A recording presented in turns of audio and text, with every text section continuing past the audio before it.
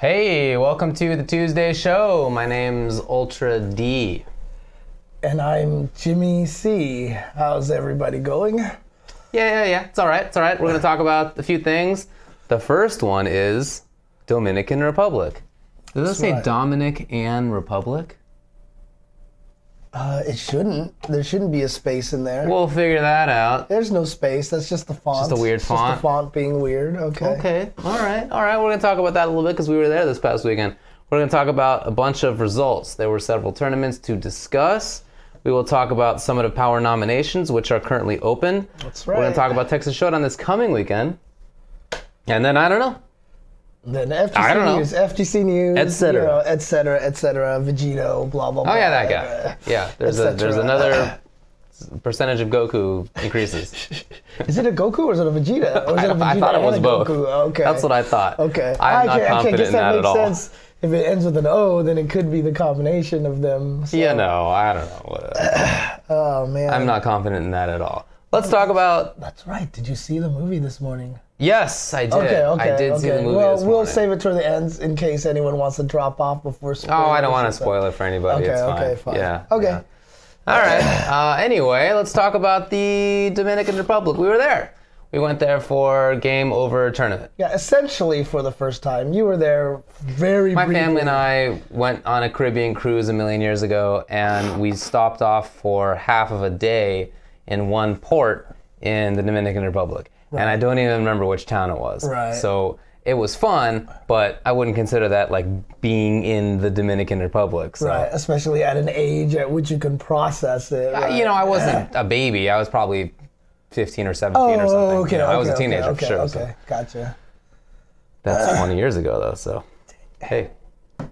More than that. Yeah. Anyway, let's talk about it. So we were there for the event for Game Over tournament. We were flown out to do it. Thanks to everybody for that. Mm-hmm. Before we talk about the event, let's talk about Santo Domingo. Yeah. I mean, not even just Santo Domingo itself, but I kind of just want to talk about the FGC down there as well. Yeah, for sure. But before we get to that, I mean, it's a beautiful place. It's really nice. Oh man, yeah. It is very pretty.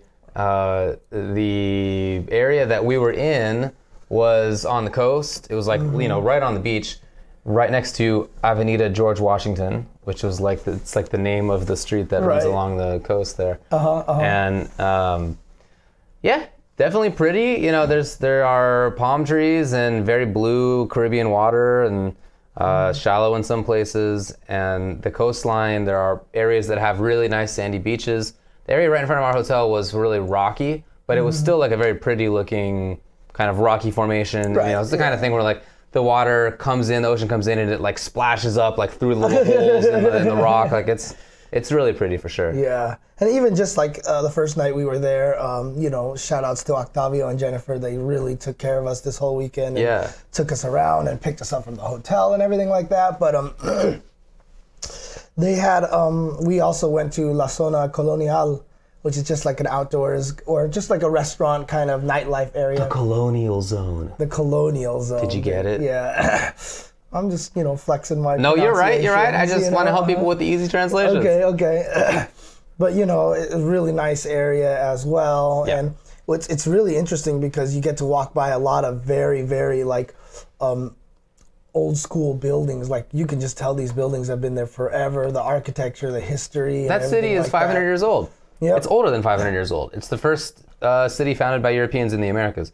And it's the oldest continuous city founded by Europeans in the Americas. Anyway, 500 years old, founded in the late 1400s. That's a level of history there. The amount of history there is like hard for somebody from our area to comprehend. Right, our country's not even that old. No, it's half that old. Right. It's half that old.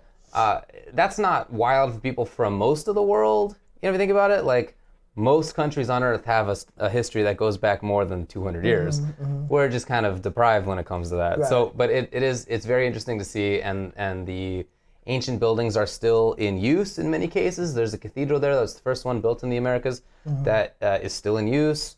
And the buildings in that whole area, people live in them. People have restaurants in them, which is what we ate at. And it's pretty crazy. It's even more difficult to comprehend, how old things are sometimes, especially for a guy like me, who's only lived in Southern California. Yeah. And let me tell you, there's nothing old in Southern California. An old building is from the 30s, maybe, in SoCal. Yeah. Like, that's the one thing that like is missing from Southern California. You know, I've often talked about how much I love Southern California, et cetera, et cetera. There's not a lot of history. Like, you're not going to see those old 300-year-old building architecture kind of thing. In point of fact, you can see 300-year-old buildings because that's how old the missions are. Okay, but there are not many of those. Right, not exactly. Many of those. I mean, even at least when you go to the East Coast, there's some, you know, old New England buildings and stuff like that over there, you know, to see, but it's tough in SoCal. It's rare. It's definitely rare. So it's cool to have that kind of history, or to see that kind of history. We didn't get that much of a chance to check it out. Sunday morning, went to go walking over to the Colonial Zone. That was Saturday morning, right? Was it Saturday? Yeah, because you're right. Pretty sure it was Sunday. It was Sunday. In any case, it's possible to walk from where our hotel was to that zone. So I got on foot and I started walking, and about 30, 40 minutes later, I thought, you know, this is crazy. I thought it was closer than it is. It's clearly not going to happen. I should just turn back around. Right. And so I turned back and I took a shower, and then we went to the event. Then we were driving with Octavio and Jennifer, as you said, to the airport the next day. And at one point I said, hey, this is where I got to, and I was walking and I turned back because we weren't at the Colonial Zone and I wasn't going to make it. And they started laughing, and like literally the next block, they were like, that's wall right there, that's the start of the Colonial Zone, right there. If you had walked the extra 1 minute, you were there. I just didn't recognize it, and I didn't have internet access on my phone, so I couldn't be like, hey, where am I in the world? You know? Okay. So that was kind of a bummer. But that's a funny story, at least. Okay. So we didn't get to see that much of the actual city. As usual. That's true. On Sunday night after the tournament ended, we went into the downtown area and we ate at a food truck village where there are a bunch of food trucks parked. Yes. And that was cool. You know, we had beer at the local pub there, and we hung out and ate Caribbean food, and that was awesome. That was probably some of the best meal that I had that whole weekend, because we got like you know, the down and dirty Caribbean food. Down and dirty. Yeah. It was very tasty. No, yeah.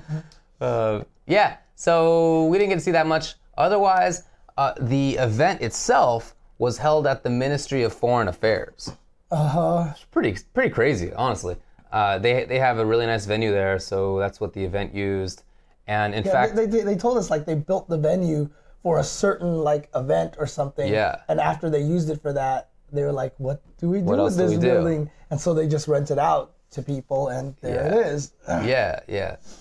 Very pretty, you know, in a pretty area. I mean, you know, you can definitely see the poverty in the area. We did drive through a very fancy area at one point, but on the way to the food truck village.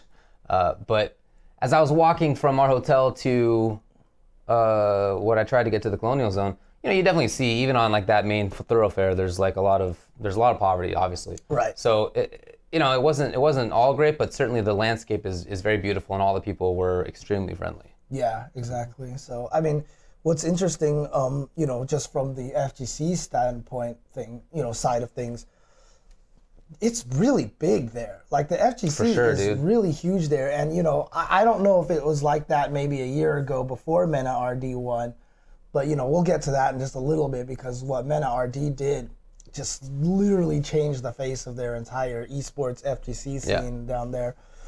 But they even told us that, like, down in the Dominican Republic, fighting games is the #1 esport. We were having dinner with Kaba Saturday night, and he doesn't really speak English, and we don't really speak Spanish. We have, like, a couple of years of high school and college Spanish between us, you know? That was forever ago, as established before. And he is younger than the difference in time between me and when I took high school Spanish. Or maybe he's the same age, actually, now that I think about it. So, that's true, That is an interesting way to think about it, but it is true, yes. Anyway, so we were trying to, like, struggle to have this conversation, and Jennifer was helping mediate it. And yeah, that's what he said. He said that when it comes to competitive video games in the Dominican Republic, fighting games are #1. Yeah, and that's really, really cool, by the way. But you can tell, because, I mean, this happened with Justin, it happened with K-Brad, it happened with everybody who went down there, but it happened with us, too. Like, people there are pretty rabid about the fighting games. Yeah. And, like after we finished commentating or when we had breaks, I mean, basically we were just stopped for pictures like the entire time. I'm not saying that just as a, haha, look at us, check us out. It was more just, that's how big it was to them, that like the level that, you know, David and I have gone to different places before, and usually there's a few people, hey, what's going on? But like here, it was like, people were just like, I never would have believed that I would be in the same room as a Justin Wong or as Ultra David, you know, these kind of things. It was like that degree. Right. And it was pretty interesting and it was pretty crazy. And and their fighting game scene is really strong too. You know, just from the level of play that we saw there, a lot of the players there, there's some really hidden gems in the Dominican Republic. And these guys are really, really... that's a great question for Segundo. Do they have arcades down there? I don't know, but with the win money that Mena RD won, he did build a game center down there. Right. So he's built kind of like a gathering place for the gamers to go and play. And, you know, I was always wondering how many people are going to show up to this place. But now that I've been there, it seems like there's going to be quite a bit, you know. Yeah. There's a lot of players down here and a lot of strong players. Yeah, the event was full. It had seats that like pretty much took up the entire room, and they were full of people. In fact, there were people standing up behind all that, so there was a kind of standing room only situation during finals. It was full the whole time. There were people walking around. It was, and what was nice too, you know, we see this more often in many places. It's not just young adults or old adults. It's kids. There were also families there. Yeah, which was awesome to see. There's definitely the next generation coming up. Right. Yeah, it was really cool. Yeah, but you know, it's, you know, speaking about what Mena RD did, a lot of people, and someone in the chat mentioned that it looked like Game Over had really good production value there. Yeah, for sure, man. And it did. And they told us, a lot of people who were there, who were at the previous year at Game Over, were telling us that the difference between last year and this year was gigantic. Yeah. Like it was literally just like, oh, here's the small thing, and now here's this huge production with the stage. And, you know, two things to say to that, right, is one, you know, it's one thing to just say, you know what, let's try to do this next year. Let's do roving cameras like they had, you know, following the guys down the aisle, the intros and all that stuff like that, and actually pulling it off. Because there's even places in the States that I know tournaments have tried to pull that off and it just didn't work. It's true. You know what I mean? They just couldn't manage to get it going. But like they got that working. The setup was really nice. The room that we were in was still only even one room. There was other rooms. They had a whole bistro cafeteria section. They had a room where you know, they had a League of Legends exhibition match and such. And so the production value was really good. So shout outs to them to not only just say, you know what, let's try to do this. You know, they actually did it. And they were very intent about asking, what could we be doing better? Like they really want to improve. So I think it was really good. There were some things that they can improve, and they're, you know, very interested in making that happen. Right. So yeah, I mean, from our perspective, from the commentary production perspective, I was really happy with it, and especially happy with the knowledge that they're going to be fixing the couple complaints that I had. Yeah. Every place that I go to, no place is perfect almost. So it's really, it's nice to see that somebody is very actively engaged in trying to improve, because there are some tournaments that have had problems for a long time and they seemed not super interested in fixing them. But this tournament had very few problems, but really wants to fix the couple that were there. Right. So. And there was definitely some technical issues. I know at one point in time there was like a big break, and you know, all of a sudden they just kind of had to fix some technical issues here and there. But you know, if you could show me any event that has no technical issues, I will. It wasn't perfect, but like I said, they're very intent on fixing the couple issues that there were. Yeah, and it was streamed on a GAM Stream TV to answer Gucci Clone's question. So yeah, but which is their own stream. Right, which is their own stream. GAM being the group that organized that you know, DRA is a part of, and you know. Yeah. But you know, on the other side of things too, though. This is also a direct result of Mena RD winning Capcom Cup. Because they said as soon as Mena RD won, like, he came home, he was on radio shows, he was on TV, he was interviewed for papers and articles and everything. he's basically a national hero. He got stopped by just as many people wanting photographs. Oh man, a ton of people. And when Ho Chi beat Justin Wong, for example, like he couldn't even make it across the room without being stopped by every single person in the room, you know, just being like, oh my God, great, you know, like trying to congratulate him. But the amount of attention Mena RD brought to it, not just from the scene, but from the government itself, right? Now all of a sudden the government is paying attention, the government is like trying to help offer, and so like just the whole effort of esports fighting game community down there has like doubled, tripled just from that win. You were talking about the government. It was at the Ministry of Foreign Affairs, and the Minister of Sport was there. That's right. The actual Dominican Minister of Sport was there. Right. So. He like watched the whole top. Pretty sick. Yeah. He apparently stayed and watched the whole thing. And apparently he had a great time too. Yeah. Well, even if you don't know what's going on, the crowd was just so enthusiastic and so hype. I don't know how you couldn't have a good time. Right. And I forgot who it was. Dude, it sounded like a soccer stadium. Like I recorded a footage and I uploaded it, and it was just like you just hear everyone's like, as soon as Men RD he hit like a game-winning super, everyone's like, dude, Mena. Do you remember when Kaba beat the Berlino for the first game and they played at the beginning of top 8? He had a series where he was just throwing sonic booms, and then Berlino was jumping over them, and Kaba was flash kicking it.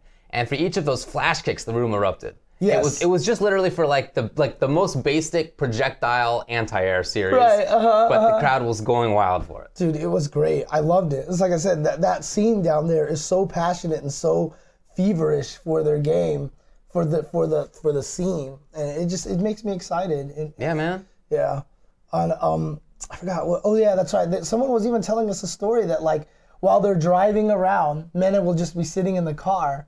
And like a dude on a motorcycle will walk up or will ride up and see Mena in the car and be like, Mena! Like, I mean, that's the extent of it right now in the Dominican Republic. That's how big it is out there. And, you know, in an interesting way, you know, that makes there's a lot telling on that. And it made me that much happier that Mena RD won Capcom Cup. Don't get me wrong, I was already happy that he won that. Yeah. You know, I heard like, the money that he has, he was going to give back to the community. I was like, okay, that's cool stuff. But now having actually seen it, like if Tokido had won, you know, nothing would have changed in Japan probably, really, honestly. It would have been kind of the expected outcomes. Right. But the fact that Mena RD won this and literally changed like the whole perception of esports and fighting games in the Dominican Republic to really affect it like that degree, so that Game Over can have that kind of production value, in my opinion, is just like I mean, it does make me emotional. Like it makes me for sure. It's great to see concrete results like that. Like as you said, a lot of that stuff wouldn't have happened. I don't know that we would have been there. Would we have been there? Maybe not. Probably not. I don't know about probably, honestly. I don't know either way. But it seems less likely, certainly. So yeah, to see concrete. This is the direct result kind of thing is really good, and it's great to see it in person too, and to have like a personal engagement with how positive the changes have been. Yeah, absolutely. So, and it just kind of brings to attention as well that how hard it is for some of these guys to make it off the island to play. Yeah. You know, we'll get to some of the player names when we get there, but there were some amazing players. You know, through all the games. Yeah, sure. Guys who easily could compete with the top players that are out there right now. I think so too. And you know, we talked to a lot of them, and you know, we know it's hard, and so we're just like, you know, how's the efforts is it something that you want to do? And like every one of them's like, hell yeah, like I want to travel and play and everything like that. But it's just very difficult for them, and so it's just like, it's good then to have these tournaments build up in their country, because then they can showcase this kind of thing and they can display this talent that they have. So yeah, it was great. Yeah, I mean, stream had some issues, of course. Again, I mean, we said that, but I also said that they seem much more intent on fixing the couple of things that were issues than at least some other people who I've met and worked with in the past, and even on Sunday, there were fewer issues than there were on Saturday, which is always an encouraging sign that people really are interested in improving. And again, this is basically a first-time effort for them going to this degree. You know what I mean? So the fact that they had some issues here and there, and they were still mostly able to be resolved, and they still pulled off the cool roving camera. They had a crane camera. Yeah. They had that crane camera, which they could swoop in the shots and everything like that. They had video packages that they built in a day and stuff. That's right. You know?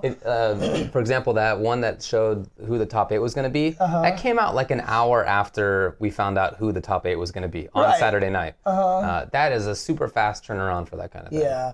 So the fact that they were able to pull all that stuff off with as few issues as they did, you know, and to a lot of viewers at home, it's probably like, man, these are just standard issues. Look, you're going to run into these things. They're all growing pains and everything like that. But what they pulled off on top of all that, I think, is really impressive.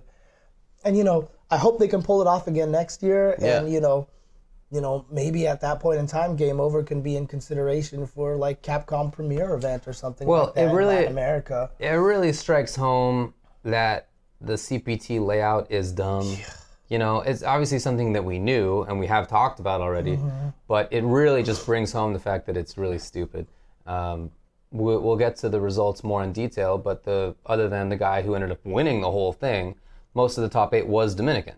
Right. And the other 2 who were not, well, so 2 of the ones who were not were 7th places. So the top 6 was 4 Dominicans. You know, and just outside of top 8 was all Dominicans. So there's a ton, almost all Dominicans. There's a ton of local talent. It's very obvious.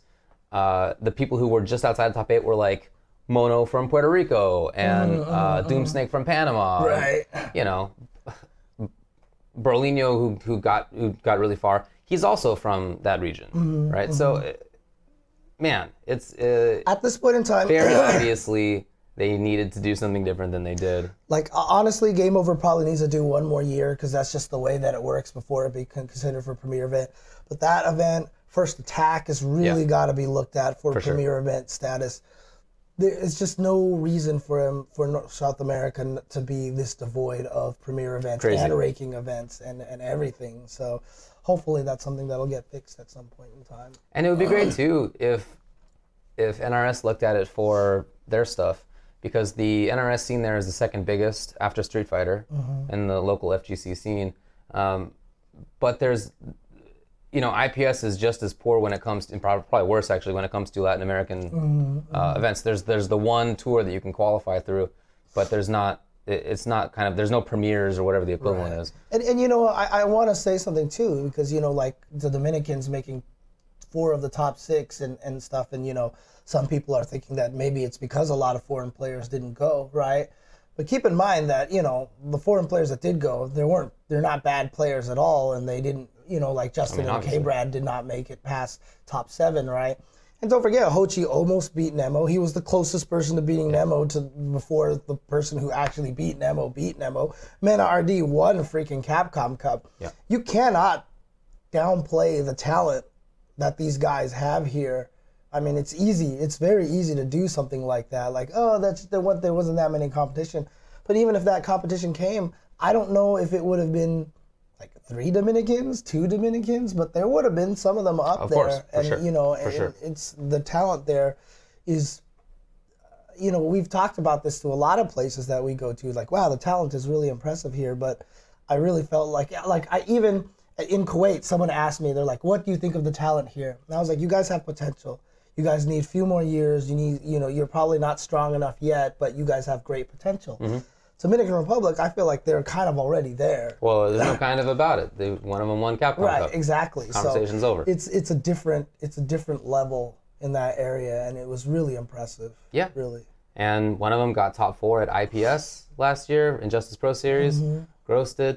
Although he's been living in Florida, he started out playing NRS in the Dominican Republic. So I would love to see both Capcom and NetherRealm look at supporting the scene there better next year. I really think that it's worthwhile. They're really deserving of it. Yeah, and it's tough. You know, obviously none of the Asian players went out there, and it's a long trip for a lot of Asian players for a ranking event. Maybe. They tried to get a bunch of them out there. They did, and I also saw some people talking on Twitter who are from other parts of the world who said that the production looked awesome and that they're thinking about going next year. And that's what you got to do. Yeah. A lot of events have asked before, like, how do I get to ranking, become a ranking event? How do I do this? You know, a lot of that is just put the work in there. But, of course, again, a lot of that credit goes to One Mena RD, because I don't know if they would have been able to do that if he hadn't won Capcom Cup. So, but again, shout outs to that whole entire staff, that whole entire team. A lot of guys working. Dude, so I think it was Octavio who was telling me, or it might have been Ricardo. One of those guys was telling me that when we were there on Sunday night after the tournament was over at 2 a.m., they cut out the lights, basically, and like we were just sitting there talking in the dark kind of for a little bit. They told me that happened every night. That's consistent. And remember, when we first got there Friday night, they had a lot of work to be done, right? Okay. They just worked through it with flashlights on their phones. And they were like, this is normal. Like, power cuts out? Yeah, like this is like not even weird for the fighting games. It's like, this is just normal. Life. Yeah. This is what they do. When that occurred, everybody just took out their phone and turned on flashlight and continued their conversation. Yeah, and then I guess on Friday, we weren't there when it happened there, but yeah, they just told me that they just, lights went out, whatever, took out the flashlights, they just kept going, and the difference between Friday night and what we saw on Saturday morning, like, it was amazing. You know, they put in a lot of work there, so. It takes a lot of volunteer effort like that, takes a lot of staff, takes a lot of dedicated people, takes a lot of blood, sweat, and tears, and I'm really proud of what I saw there. So we found out that DR Ray's name, DR Ray, we always wondered whether it was because of Dominican Republic or the fact that he's a doctor. He's currently in a specialty phase. He's already done the residency. Now he's in specialty. It turns out it's both. It's both. DR for doctor and DR for Dominican Republic. So it's kind of a pun, really. And actually, his name is supposed to be pronounced Ray. Yeah. Because, that's like Spanish. That's how you would pronounce AY. That's what everybody says. Whatever. So. That's how I'm going to pronounce it from now on. So. Yeah? Ray. Yeah. DR Ray. There you go. So. The doctor. Anything else to say about it?